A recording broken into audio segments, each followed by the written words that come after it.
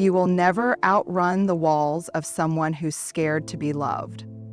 The harder you chase, the faster they run. The real question is, can you stand still and still be chosen? I remember sitting across from someone I loved deeply, watching them disappear emotionally right in front of me. It was like they were there, but not really. Their body was present, but their heart had already left the room. And I kept telling myself, if I can just show them I'm safe, if I can just love them enough, they'll stop pulling away. I kept showing up. I kept texting first. I kept asking questions they wouldn't answer. I kept holding space that they wouldn't step into. Until one day, I realized I wasn't holding space. I was filling it. I was desperately pouring myself into the cracks they refused to open. No one warned you about this kind of heartbreak. The heartbreak of being near someone who won't let you reach them. It's not the sharp shattering kind, it's the slow bleed. The kind where you keep knocking on a door that was quietly locked a long time ago. The brutal truth is this: love can feel like a threat to someone who has been conditioned to equate closeness with pain. Not because they don't care, but because their nervous system has been taught that intimacy is dangerous. Somewhere in their childhood or in a past relationship, they learned that the people who are supposed to love you are the same people who might control you, shame you, abandon you, or suffocate you. So they build walls. They create distance, not to hurt you, but to survive you. But when you love an avoidant person, here's the instinct that sneaks in. You chase. You think if you can just get closer, if you can just make them see how safe you are, they'll drop their guard. But the more you pursue, the more you reinforce their deepest fear. Love will trap me. Love will drown me. Love will take me away from myself. And so they run, not from you, but from the unbearable closeness that stirs up their old wounds. They run to preserve the only safety they've ever known: distance. I remember sitting in the wreckage of that realization, feeling humiliated and small, thinking, how did I become the one who's begging to be let in? And slowly I learned, you cannot chase your way into someone's heart. You cannot pry open what someone is not yet ready to unlock. You cannot convince someone that love is safe if their entire body is screaming otherwise. The most soul-oaking lesson: the way you reach an avoidant heart is by not chasing it at all. It's by learning to stay still, to love from a respectful distance, to offer presence without pressure. Because when you stand still, when you stop the chasing, when you stop the proving, you either become the sanctuary they didn't know they needed, or you reveal that they were never truly coming toward you in the first place. And as much as that hurts, standing still is the most courageous thing you can do. It says, I will not abandon myself to be loved by you. It says, I can hold space, but I will not fill the silence for you. It says, I can love you, but I cannot carry both our hearts alone. And that's when the real love begins. I've been the overgiver, the one who texts first, who shows up first, who apologizes first, even when I didn't cause the harm. I've been the one who bends, who stretches, who quietly abandons pieces of myself just to keep the connection alive. And I used to tell myself it was love. I used to believe that loving harder, giving more, would finally make them feel safe enough to stay. But the truth is, overgiving is not love. It's fear wearing a mask. It's the terror of not being enough unless you're constantly doing something to earn your place. It's the secret panic that if you stopped offering so much, your time, your energy, your forgiveness, they'd walk away. And maybe the most painful realization is this: sometimes we overgive because deep down, we don't actually believe we are worthy of being chosen unless we are worthy for it. No one tells you how seductive that role can become. When you love someone with an avoidant heart, it's so easy to fall into the trap of thinking you have to compensate for their distance. They pull away, you lean in. They grow quiet, you speak more. They hesitate, you rush to make it easier. You start to mistake their emotional unavailability as something you can fix if you just do more. But overgiving is a quiet betrayal of yourself. It's how you slowly vanish while convincing yourself you're holding the relationship together. You begin to shrink so they can feel more comfortable. You begin to silence your own needs so they aren't overwhelmed. You begin to carry the emotional weight they refuse to pick up. And eventually, you find yourself exhausted, lonely, and bitter.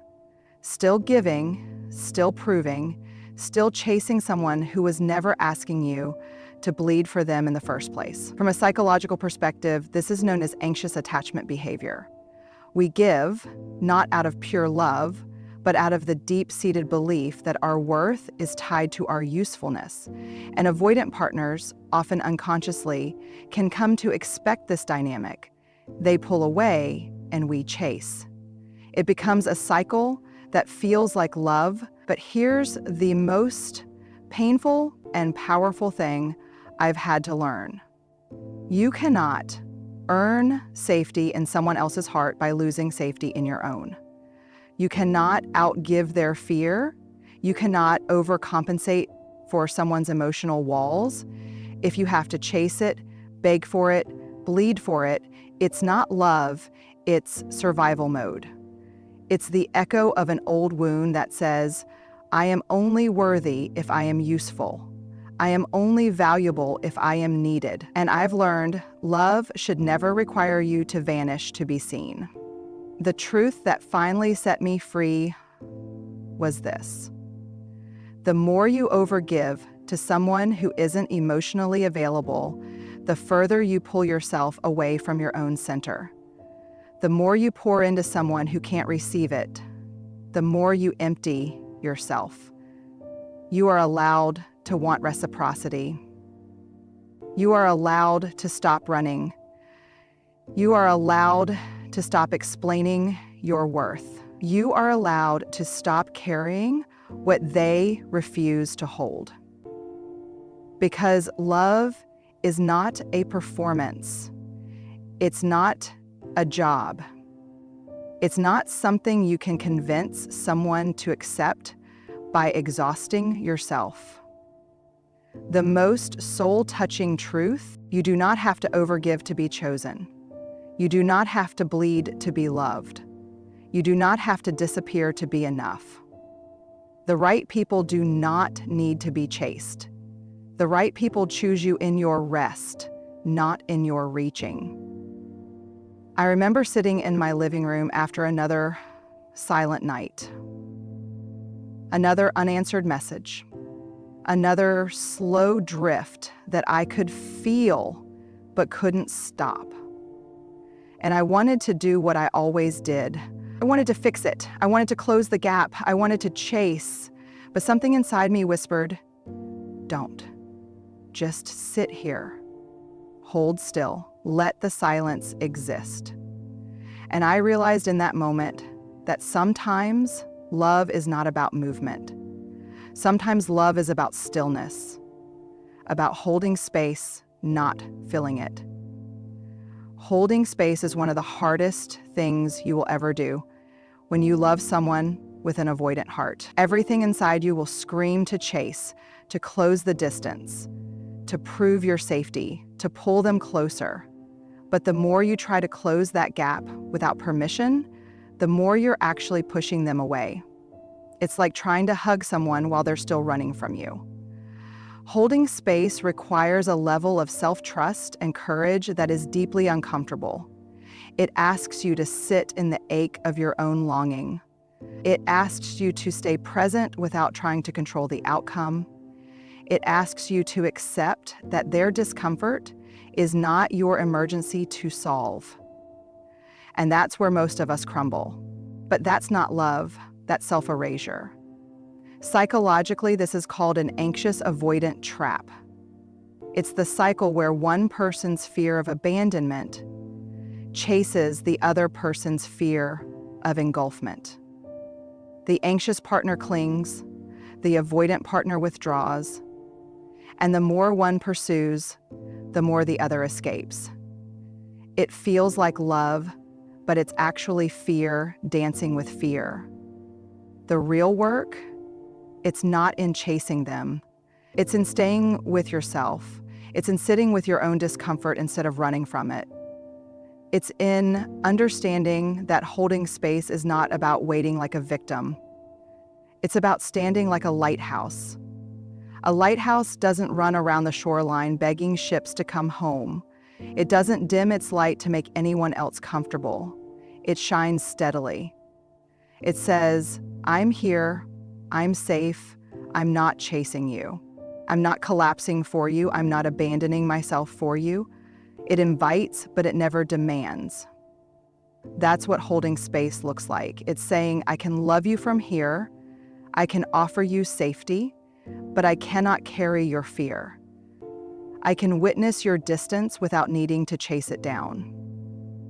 I can hold this silence without shrinking to fill it. And that's terrifying because it feels like doing nothing. It feels passive. It feels like you're letting them go. But holding space is one of the bravest, most active forms of love. It's saying, I will not violate your boundaries, but I also will not abandon mine. I will not force your heart open, but I will not close mine to protect myself from the ache of this waiting. Sometimes people need to feel the freedom to leave, to finally feel safe enough to stay. Sometimes it's the absence of pressure that allows them to take one hesitant step forward. The most soul-touching truth I've learned: holding space is not waiting to be chosen. It's choosing to remain grounded in your own heart, regardless of what the other person decides. It's saying, you can take your time, but I will not put my life on pause. You can pull away, but I will not chase you into your silence. You can wrestle with your own heart, but I will not wrestle mine just to keep you close. If they come closer, it will be because they feel safe, not because you dragged them in. And if they don't, then you have already chosen the person you need most. You. Not the version they've curated, not the strong, detached, I've got it all together version. No. You see them, their softness, their fear, their longing, their unhealed parts. And that's the moment they start to run. What no one tells you is that avoidant people aren't always running from you. Sometimes they're running from the version of themselves they see reflected in your eyes. You become a mirror, and when you love someone deeply, when you accept them as they are, when you offer a love that is tender, steady, and non-threatening, it can feel almost unbearable to them.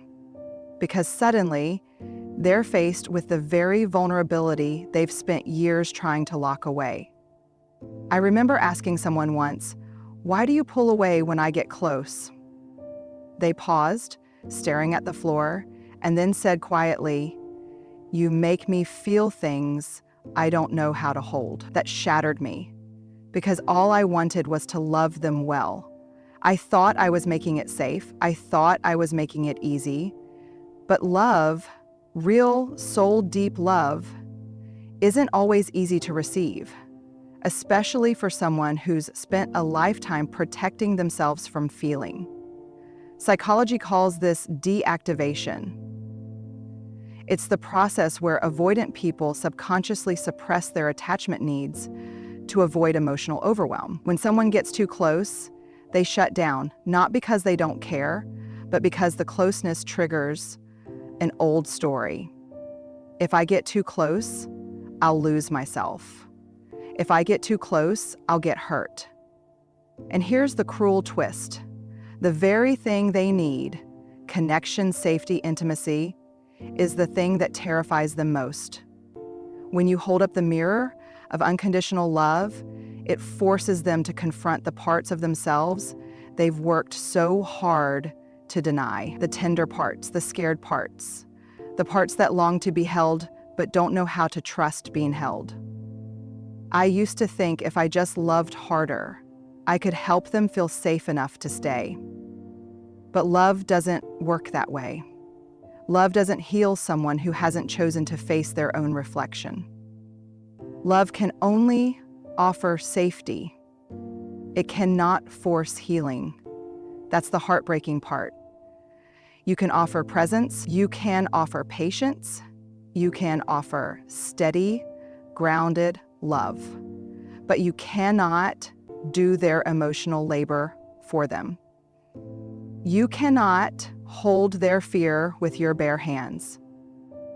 You cannot make them look in the mirror if they're not ready to see themselves. What I've learned is that sometimes your love will awaken their buried feelings, and their first instinct will be to run from you, not because you're unsafe, but because you've touched something they've buried so deep it feels dangerous to bring it to the surface. And here's the most painful part. You will want to rescue them from their own fear. You will want to hold their hand and say, "It's okay, you don't have to run anymore." But this is not a race you can run for them. The mirror they fear isn't your fault. The distance they create isn't your failure. Their emotional shutdown isn't your responsibility to fix. You can love someone fiercely, tenderly, patiently, and they can still choose to retreat. Not because you did anything wrong, but because they are still at war with themselves. And maybe the bravest, most compassionate thing you can do is to let them have that battle. Let them face their reflection. Let them wrestle their own ghosts. Let them decide if they are ready to stay. Because here's the soul-touching truth. You cannot love someone into healing. You can only love them into safety. And even then, they have to choose whether to stay in that safety or to keep running from it. Your role is not to shatter their walls or carry their fear. Your role is to stand in your own clarity and say, "This is who I am. This is the love I offer. This is the safety I hold. Whether you choose to receive it, that's your story to write. And if they cannot or will not stand in that love with you, it is not a reflection of your worth. And it is simply a reflection of where they are in their own journey. You are not the mirror they should fear. You are the mirror that simply reveals what is already there. And some people will spend their whole lives avoiding their own reflection. That does not mean you should stop shining. The hardest thing I've ever had to do was to sit in the ache of loving someone from a distance without running after them, without folding myself smaller just to fit into their shrinking world, waiting, but not withering, loving, but not losing myself. It's one of the most uncomfortable, sacred places to stand. When you love someone with an avoidant heart, the urge to chase is almost unbearable. Every silent moment feels like rejection. Every pause feels like abandonment. You start to believe that if you just try harder, if you just hang on a little tighter, you can outrun their fear. You think if you love them well enough, long enough, beautifully enough, they'll finally choose you. But here's the soul-cracking truth. If you have to chase them, they were never really coming toward you. And it's terrifying to stop chasing. It feels like giving up. It feels like letting go of hope. It feels like failure. But it's not. It's actually the first step toward real, honest love, the kind that honors you too. I used to think waiting was something passive, that it meant sitting by the phone, watching the door, living in the shadow of someone else's fear. I thought waiting meant putting my life on pause until they were ready. But that's not love. That's not waiting. That's withering. True waiting, the kind that comes from deep self-respect, is an active stance. It's standing tall in your own life while holding space for someone else's process. It's saying, I will not chase you into your silence, but I will not close my heart either. It's saying, I am still here, but I will not disappear just to prove it. Psychologically, this is what attachment researchers call earned secure attachment. It's when you move beyond anxious patterns and no longer collapse into someone else's avoidance. It's when you can stay present with your feelings without being hijacked by them. It's when you realize that your worth is not on trial every time someone pulls away. There's an immense courage required to love someone without chasing them. It's the courage to sit with the ache of uncertainty. The courage to hear their silence and not let it rewrite your self-worth.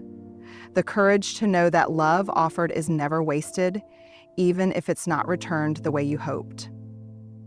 I've learned that sometimes the people we love need to feel the weight of their own decisions.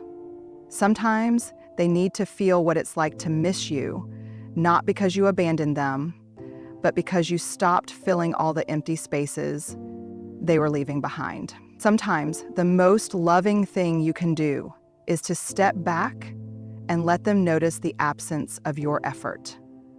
Let them sit with their own silence. Let them confront the distance they created, not out of punishment, not out of spite, but out of deep respect for yourself and for the sacredness of real connection. Waiting without withering means you keep living your life. You keep laughing, you keep building, you keep loving yourself in the places where you once abandoned yourself for them. It means you refuse to let your identity be tied to someone else's emotional availability. It means you understand that the right people will never need to be chased. They will walk toward you, not because you begged, not because you perform, but because they see you, they value you, and they choose you freely. And if they don't, you didn't lose them. You found you. You found the version of yourself that no longer trades authenticity for proximity. You found the strength to love without gripping. You found the patience to wait without shrinking. The most soul-touching truth: you don't have to set yourself on fire to keep someone else warm. You don't have to lose yourself to hold on to love. You don't have to run to be chosen. Real love does not require the chase. It asks only that you stand with your whole heart, your full self, and the unshakable knowing that you are worthy of being met exactly where you are. The way to reach an avoidant heart is to stop reaching and start standing. And in your stillness, you'll either be chosen or you'll finally choose yourself.